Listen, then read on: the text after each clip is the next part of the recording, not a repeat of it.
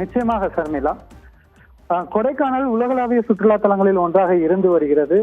கொடைக்கானலில் பொறுத்தவரை வார விடுமுறை என்றாலே கொடைக்கானலுக்கு அதிகமான சுற்றுலா பயணிகள் வருவது வழக்கம். இந்த நிலையில் தொடர் விடுமுறை, அதாவது கிறிஸ்துமஸ், புத்தாண்டு மற்றும் அரையாண்டு விடுமுறை என்பதால் கொடைக்கானலுக்கு அதிகமான சுற்றுலா பயணிகள் தற்போது படையெடுத்து வருகின்றனர். இந்த நிலையில் பெருமாள் மலை பகுதியிலிருந்து வெள்ளி நீர்வீழ்ச்சி, செம்பவனூர், உகாட்டை நகர், கல்லறைமேடு, மூஞ்சிக்கல் பேருந்து நிலையம் வழியாக மலைச்சாலை அமைந்துள்ளது. இதுல வரிசையாக சுற்றுலா பயணிகளின் வாகனங்கள் அணிவகுத்து நிற்கிறது.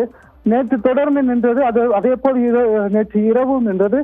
தற்போது வரை வாகனங்கள் வரிசையை கட்டி நிற்கும் நிலை தற்போது ஏற்பட்டு வருகிறது.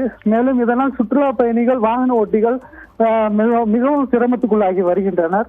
இது தொடர்ந்து பார்த்தோம் என்றால் இந்த பண்டிகை கால விடுமுறை என்றாலே கொடைக்கானலில் போக்குவரத்து நெரிசலை சுற்றுலா பயணிகள் சந்தித்து வருகின்றனர். இந்த நிலையில் நெடுஞ்சாலைத்துறை இதற்கான நடவடிக்கை எதுவும் எடுக்கவில்லை என்று பொதுமக்களிடையே குற்றச்சாட்டு எழுந்து வருகிறது.